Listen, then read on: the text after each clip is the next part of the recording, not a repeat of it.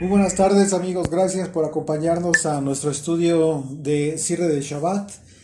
Y hoy nos toca el análisis del capítulo 4 de la carta del apóstol Pablo a los romanos.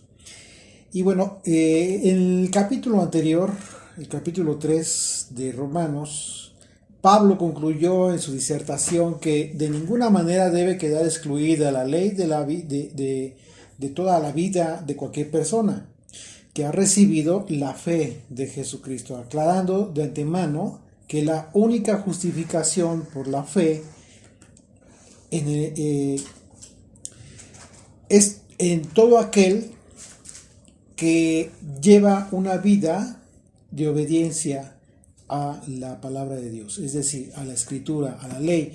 El tema desde los versículos de los capítulos anteriores tiene que ver precisamente con la ley. Y ya hemos estado entendiendo que Pablo está hablando tanto de la ley tradicional judía, que en sus momentos se entendió como las obras de la ley, y de la ley de Dios.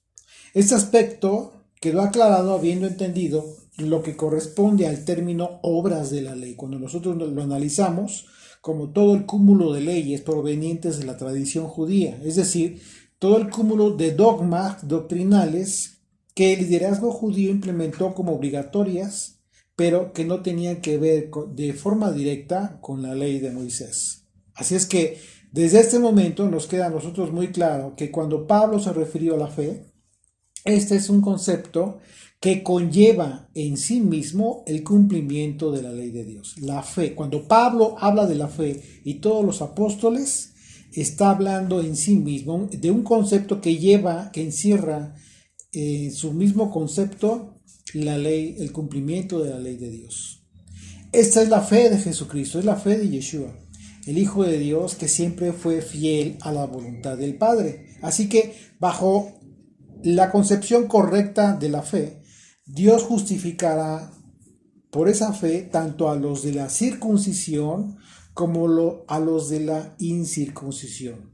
Los primeros, por cuanto hacen valer su circuncisión, que en mucho aprovecha si viven bajo la ley, si cumplen la ley, y también justificará a los de la incircuncisión, por cuanto que proceden a la obediencia, es decir, a la ley, al mandamiento de la circuncisión. Recordemos que el mandamiento de la circuncisión está contemplado en la ley de Dios.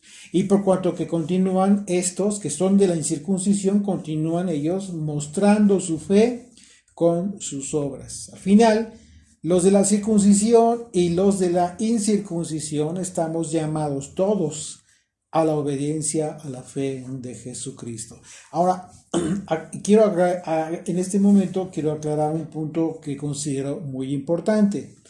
El hecho de que Pablo se centre en el concepto de la circuncisión no tiene que ver solamente con varones. ¿Por qué?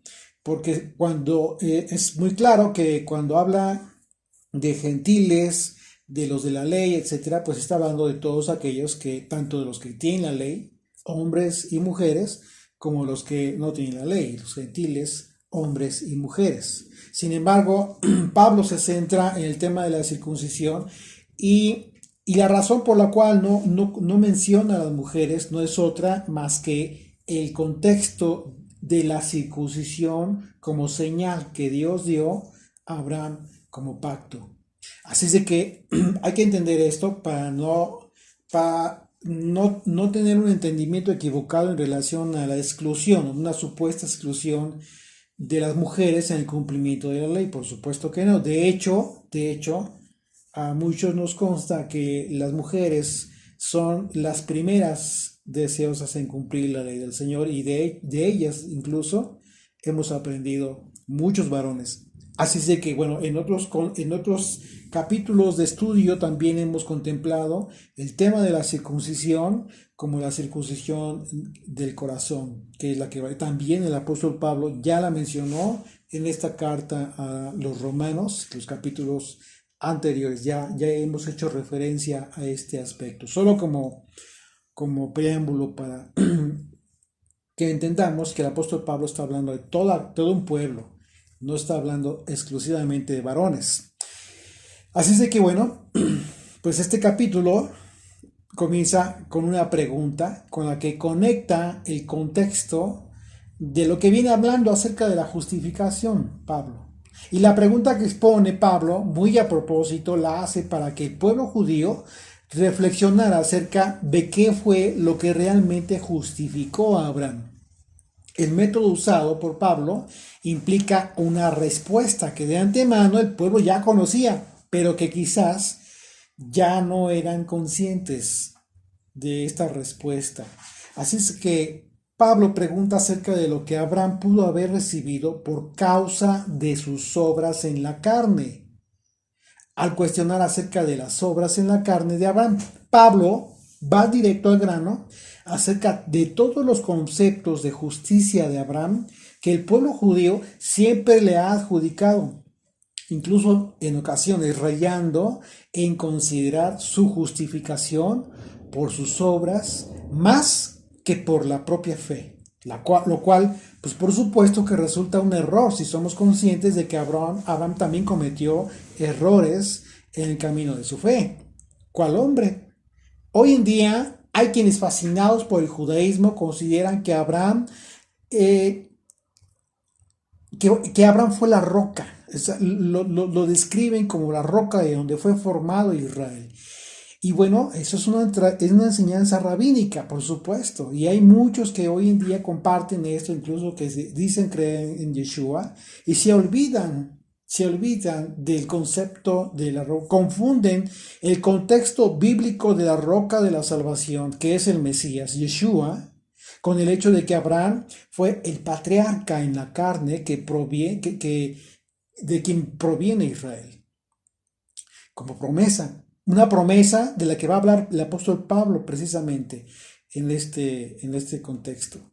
Así es de que por esa razón, Pablo pregunta, ¿qué pues diremos que halló Abraham, nuestro padre, según la carne? Esa es la razón por la cual pregunta esto. ¿Por qué a propósito hace esta pregunta? Así es de que, como en aquel entonces, hoy en día continúa habiendo este problema. Ya no solamente el pueblo judío, sino que ahora muchos de las llamadas raíces hebreas que se fascinan por la enseñanza judía y comparten judaísmo sin estar entendiendo realmente el gran error que están cometiendo al desechar la enseñanza pura de la escritura a través de Yeshua, los apóstoles, los profetas. Y bueno, independientemente de que el pueblo judío espere a un Mesías, ellos aseguran que el Mesías no ha venido. Y si tú crees en Yeshua, entonces tu Mesías ya vino y va a regresar. De ahí parte el gran problema de recibir una enseñanza que está totalmente ausente, la revelación que ya Jesucristo le entregó a sus apóstoles. Así es de que desde el tiempo del apóstol Pablo, esta enseñanza judía le otorgaba atributos a Abraham que no tiene o que no tuvo. Y no olvidemos que quien hace este cuestionamiento, fíjense, esta pregunta, voy a repetir la pregunta, dice Pablo en el versículo 1, ¿qué pues diremos que halló Abraham nuestro padre según la carne? ¿Qué? Esta pregunta la hace Pablo y recordemos que, pues, ¿quién fue Pablo?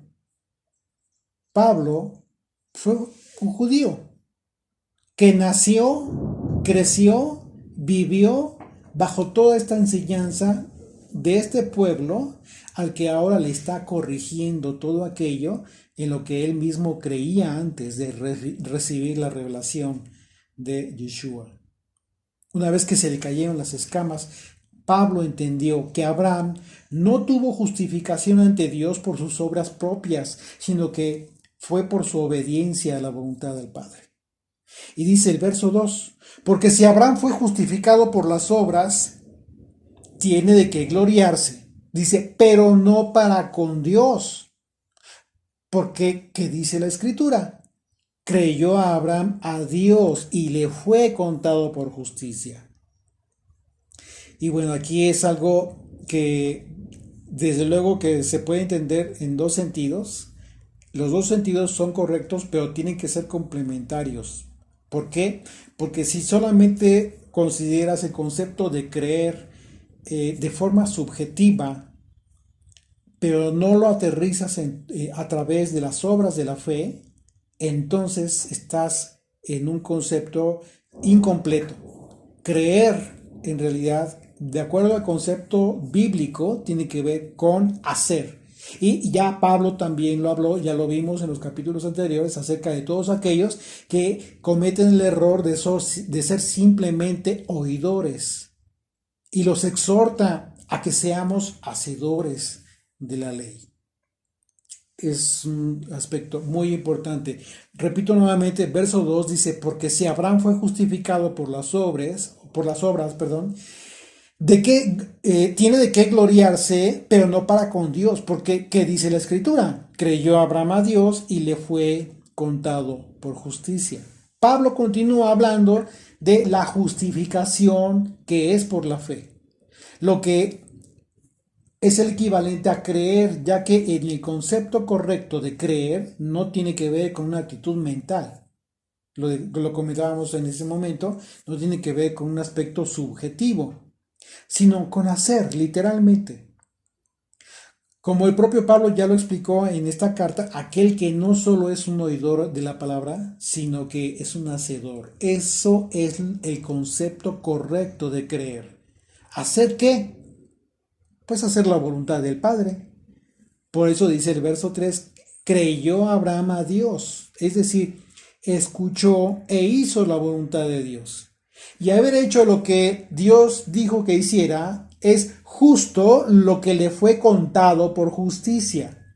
Luego entonces, la justicia de Abraham no fue hacer sus propias obras, lo que se imaginó, lo que consideró él mismo, sino hacer las obras que le fueron ordenadas por el Padre. Estas son las dos hipótesis de las que va a hablar el apóstol Pablo a continuación para exponer el error en el que se encontraba el pueblo judío desde aquel entonces, que le adjudicaba, la justificación del hombre por sus obras, al no tener claro que son las obras de Dios y no las del hombre las que le justifican. Y dice el verso 4, pero al que obra, no se le cuenta el salario como gracia, sino como deuda. Por supuesto, continúa en el mismo contexto, no sale de la misma tónica, del mismo concepto del apóstol Pablo.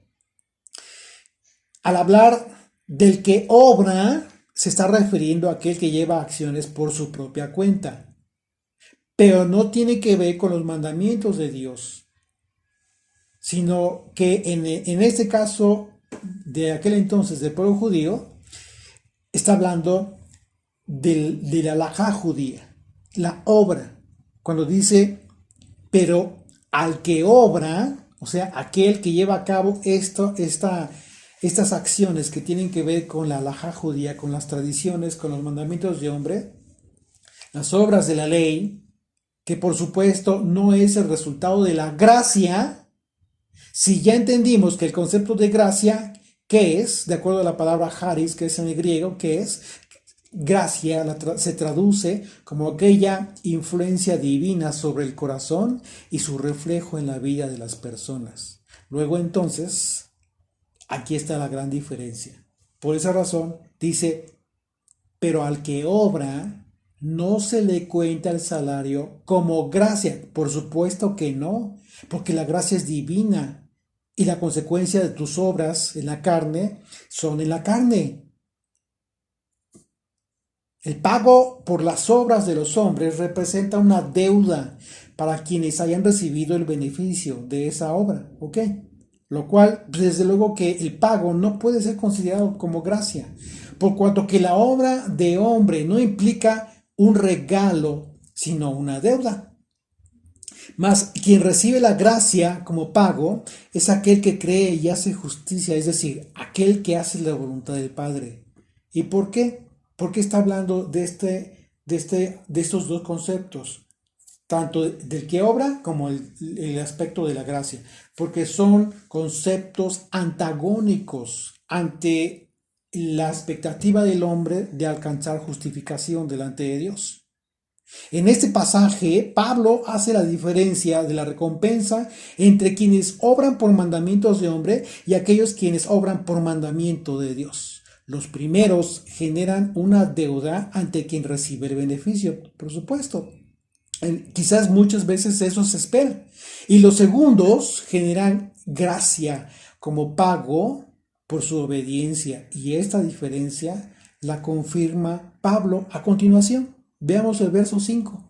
Mas al que no obra, una vez más, o sea, lo contrario a lo que dijo el pasaje anterior, el que no obra, el que no se preocupa por las obras de la ley, por los mandamientos del hombre, sino cree que en aquel que justifica al impío, su fe le es contada por gracia.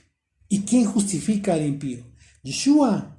Fíjense cómo es que Pablo de inmediato aquí conecta la obra de redención con el tema del que obra por gracia.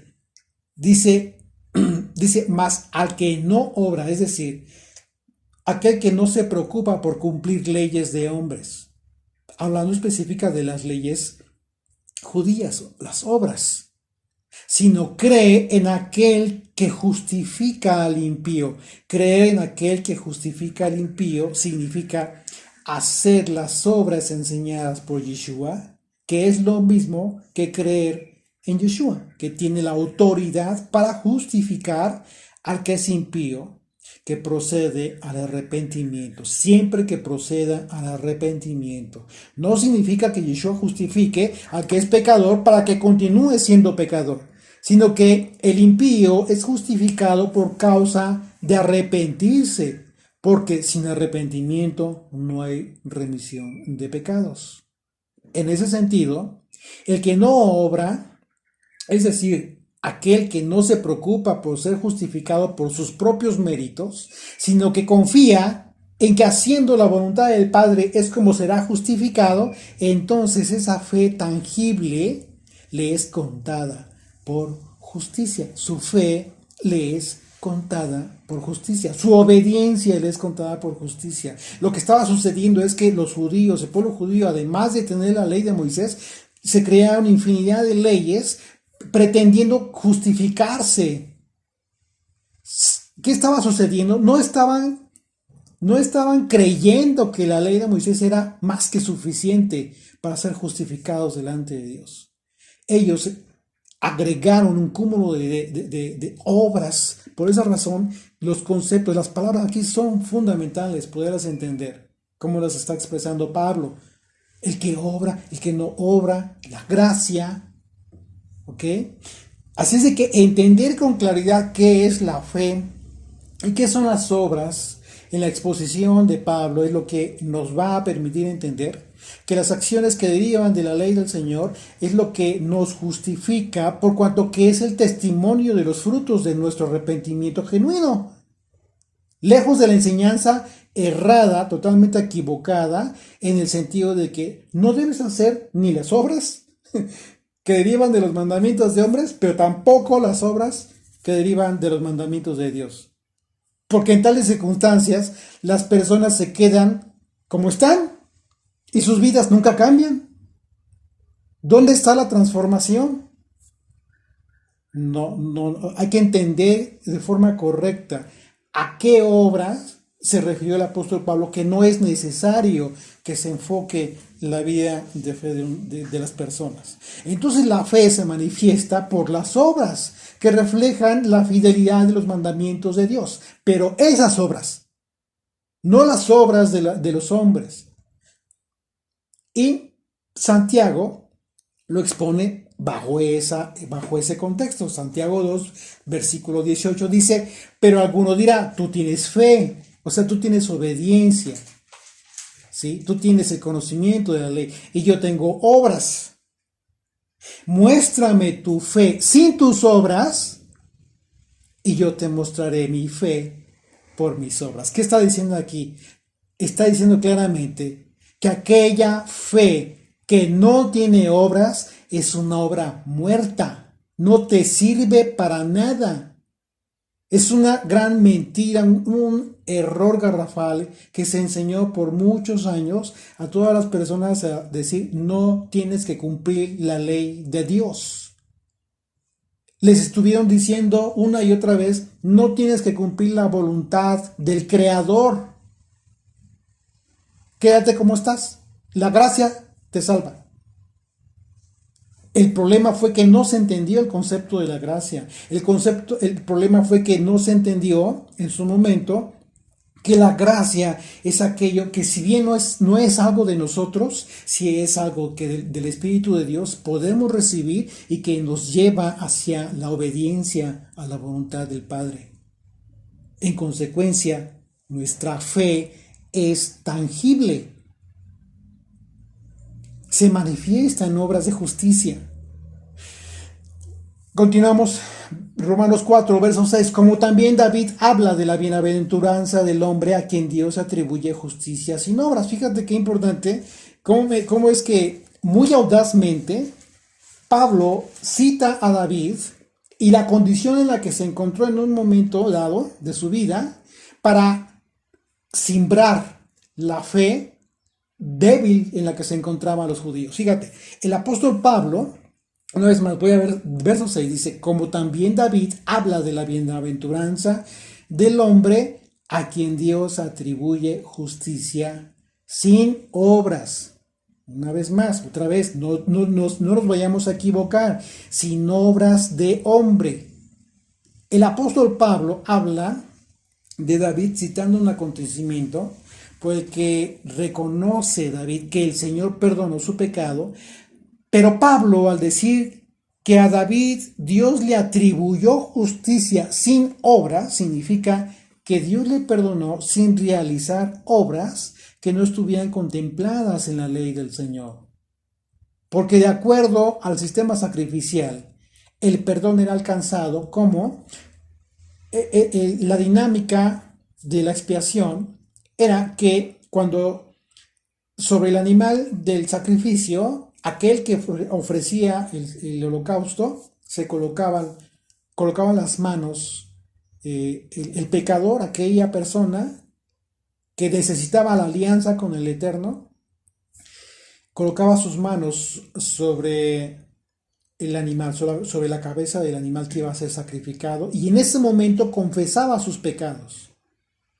Luego entonces, la confesión de pecados constituye un mandamiento de Dios, como condición para que en el caso de David, su pecado entonces fuese perdonado. Un perdón que no sería alcanzado por obras, sino por obras de hombres o propias de él mismo, sino por cumplir el mandamiento de la confesión que prevé la ley del Señor. Es muy claro.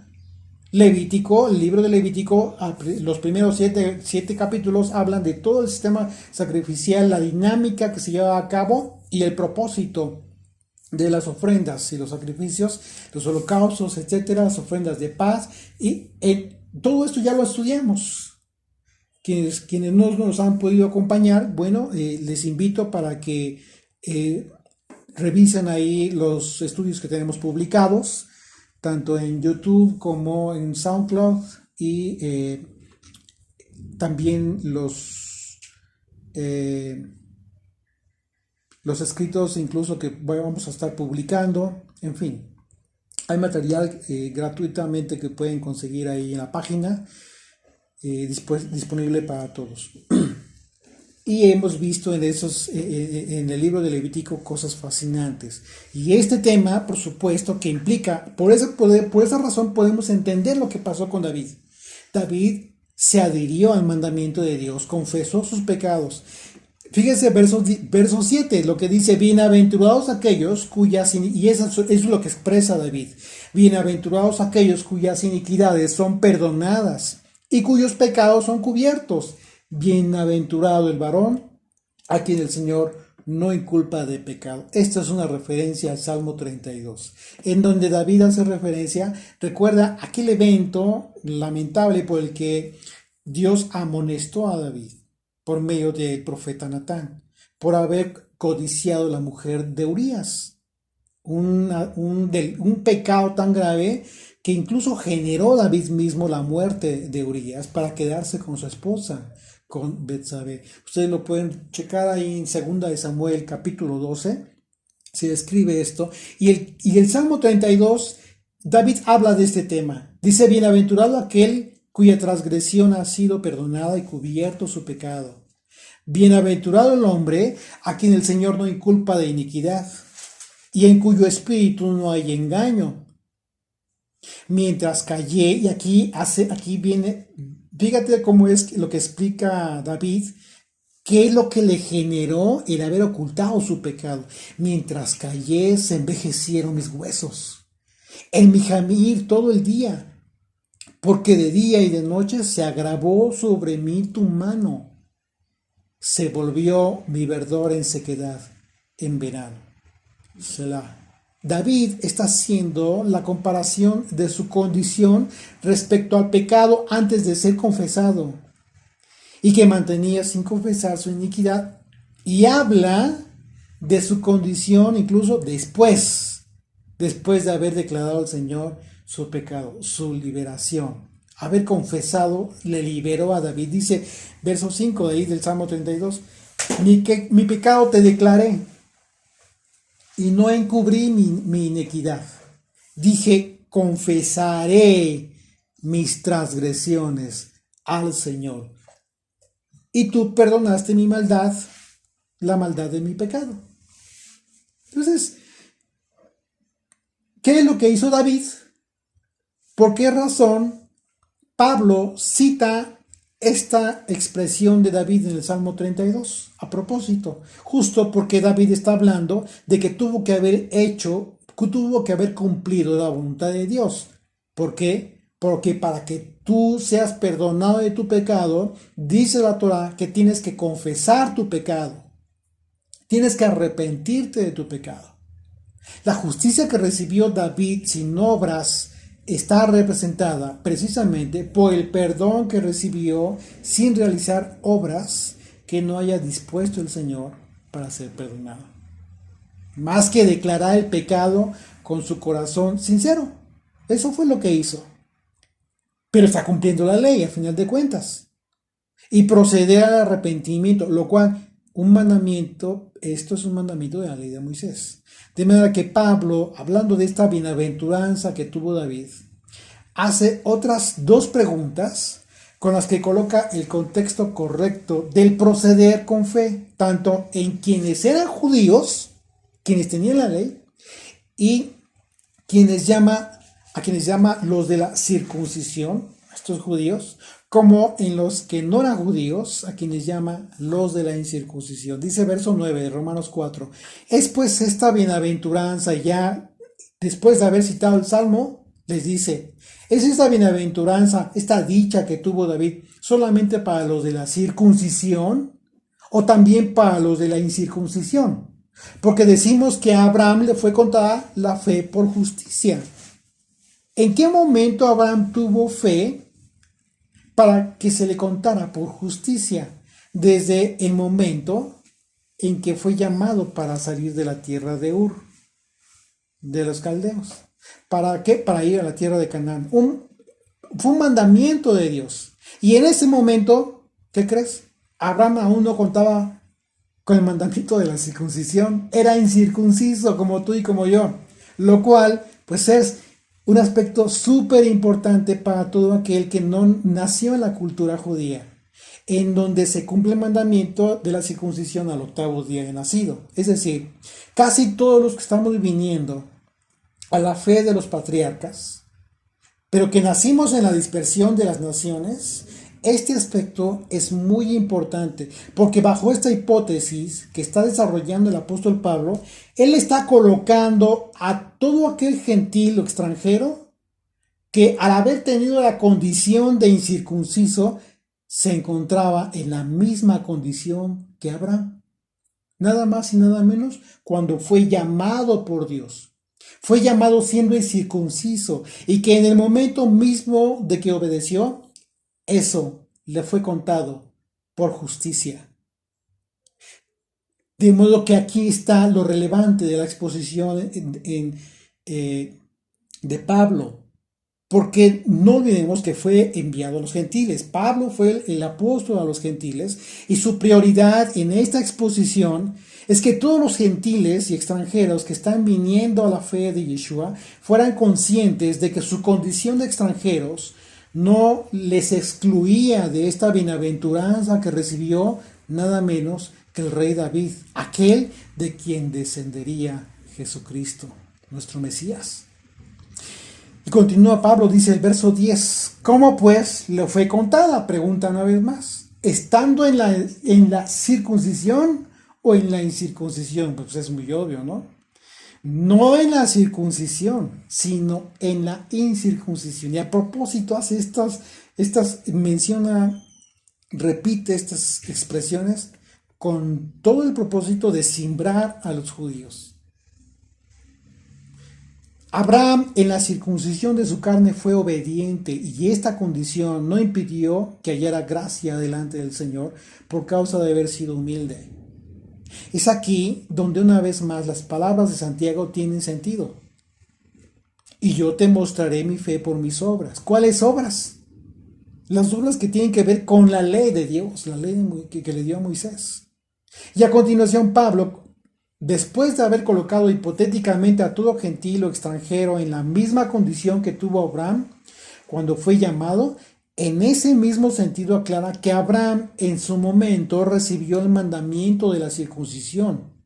Es decir, no significa que por el hecho de que Abraham se le haya contado su justicia, su obediencia por justicia, cuando estaba en la incircuncisión de su carne, significa que ya lo haya dejado así el Señor. De ninguna manera. Abraham en su momento recibió el mandamiento de la circuncisión. ¿Qué significa esto? Pues que de la misma manera que todo gentil o extranjero también recibe el mismo mandamiento una vez que es parte de la nación del pacto. ¿Por qué? Porque en Génesis capítulo 17 claramente el Señor le advierte, le hace una advertencia muy seria a Abraham y le dice, todo aquel que no circuncide su prepucio, sin importar qué edad tenga, en ese momento que se dio el mandamiento, en ese momento que los que estaban con él recibieron el mandamiento, tuvieron que haber sido circuncidados. De otra manera, tenían que haber sido cortados del pueblo del Señor. Un mandamiento que fue dado como señal a Abraham. Y también viene a ser señal para todo aquel que viene a la fe de Yeshua. Verso 11 dice, y recibió la circuncisión como señal, como sello de la justicia de la fe. Aquí ¿qué te está diciendo el apóstol Pablo? Que Abraham recibió la circuncisión, la señal de la circuncisión en la carne, como una señal de que nada más y nada menos que de la obediencia. Toda aquella persona que todavía batalla con el tema de la circuncisión, aún no tiene un corazón circuncidado para proceder a la obediencia. Tiene que trabajar en ello, tiene que pedir al Señor esto que es sobrenatural, la gracia. ¿Y qué es la gracia? Esta influencia espiritual sobrenatural que en la persona le va a hacer tomar decisiones en su vida. Esta, como la de la circuncisión, entre muchas otras más. Así es de que, pues bueno, y dice, para que fuese padre de todos los creyentes no circuncidados. Fíjate, aquí Pablo se va muy duro porque, imagínense, le está hablando a judíos, ¿sí? Está hablando de pueblo judío, también a gentiles por supuesto, pero también los judíos tenían conocimiento de esta disertación, en donde de alguna manera esto para ellos era algo muy fuerte, porque les está diciendo A estos que siempre decían que tenían a padre como Abraham, perdón, que tenían como padre a Abraham. Imagínate. Dice, a fin de que también a ellos la fe les sea contada por justicia, a fin de que a ellos también la obediencia les sea contada por justicia. Te está diciendo claramente que tú como gentil, extranjero, etcétera, tienes la misma posibilidad que tuvo Abraham. Lo único que necesitas es obedecer. Y esto no es más que lógica elemental. En el momento que comiences a obedecer, cuando te des cuenta que Génesis capítulo 17 hay un mandamiento importantísimo que habla de la circuncisión, ¿qué es lo que vas a hacer si eres obediente? Vas a circuncidarte. Simplemente por causa de tu fe, por obediencia al Señor. En tales circunstancias, de la misma manera en que Abraham fue obediente, y ello le fue contado por justicia, para que posteriormente esta justicia recibiera la señal de la carne, así también el que aún no es circuncidado, que por su obediencia a la ley le sea contada por justicia, para que en consecuencia, al estar obedeciendo a la ley, lleguen a ser circuncidados como lo fue Abraham. Pero esto es por convicción, esto es porque no te tengan que convencer absolutamente nadie. Porque la circuncisión es la consecuencia inmediata de la obediencia a la ley del Señor. Dice verso 12, y padre de la circuncisión para los que no solamente son de la circuncisión, y aquí ya incluye al pueblo judío, por supuesto, sino que también siguen las pisadas de la fe que tuvo nuestro padre Abraham antes de ser circuncidado. ¿Qué está diciendo aquí? Bueno, ok, qué bueno que tengas la circuncisión. Abraham es tu padre, pero tienes que complementar esta condición. ¿Cómo? Siguiendo las pisadas de la fe que tuvo nuestro padre Abraham. Haciendo lo que Abraham hizo. Todos. Y aquí ya está incluyendo a todos. Circuncidados y no circuncidados. En su momento estamos llamados a seguir las pisadas de Abraham. A seguir su ejemplo de obediencia. Verso 13. Porque no por la ley fue dada a Abraham. Porque no por la ley fue dada a Abraham, a su descendencia, la promesa de que sería heredero del mundo, sino por la justicia de la fe. Y aquí también habla de otro tema importante. La promesa dada a Abraham de que su descendencia sería como la arena del mar, incontable, le fue dada, pues no por la ley, sino por su obediencia. Es decir, por la justicia de su fe. Verso 14. Porque si los que son de la ley son los herederos, y aquí ya va a ser otra vez la diferencia para entender en qué sentido se estaban equivocando el pueblo judío. Una vez más, verso 14. Porque si los que son de la ley son los herederos, pues van a resultar la fe y anulada la promesa. Aquí Pablo nuevamente menciona a los que son de la ley como referencia al pueblo judío, que le fue dada la ley, y hace la referencia a que si solo este pueblo que fue depositario de la ley es el heredero, incluyendo a los que no nacimos con la ley, entonces la obediencia de todos nosotros resultaría vana, sin sentido. Y lo más grave es que aquella promesa dada a Abraham entonces sería anulada. Lo que está diciendo aquí el apóstol Pablo es que no por el hecho de haber sido depositarios de la ley son los únicos herederos de esta gran promesa, sino que vendríamos a ser todos los que procederíamos a la obediencia, a la fe de Yeshua, los que seríamos parte de. Verso 15, pues la ley produce ira, pero donde no hay ley tampoco hay transgresión, claro, porque la ley expone el pecado y el pecado muerte. Así que quien se encuentra en el desconocimiento de la ley no tiene conciencia de su condición de transgresión, porque lo único que le permite ver si peca o no peca es el conocimiento de la voluntad de Dios. A través del conocimiento de su voluntad, que es la ley, cada quien se da cuenta de su condición. en qué estás pecando, en qué estás errando, qué es lo que tienes que corregir. Verso 16, por tanto, es por fe, para que sea por gracia. Y aquí vamos, que la obediencia, la fe, está ligada al concepto de la gracia, a esta obra sobrenatural de Dios en la vida de las personas. Tú no puedes ser obediente por tus propios méritos, por más que te esfuerces. Esto es algo sobrenatural y que por supuesto también implica el Señor toma en cuenta tu perseverancia, pero al final Él es quien decide. A fin de que la promesa sea firme para toda su descendencia, no solamente para la que es de la ley, sino también para la que es de la fe de Abraham, el cual es Padre de todos nosotros.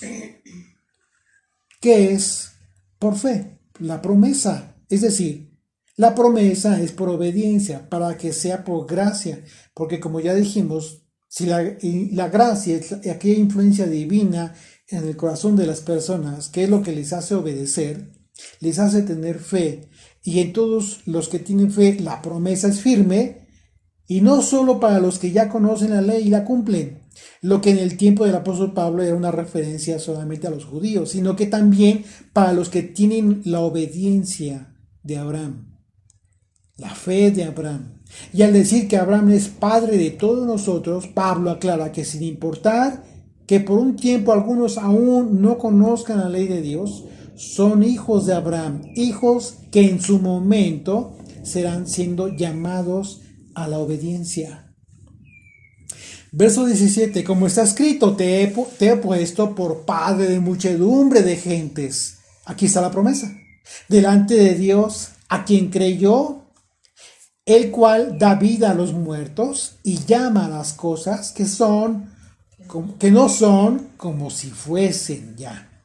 Y bueno, esto es lo que está escrito como promesa de la que viene hablando el apóstol Pablo.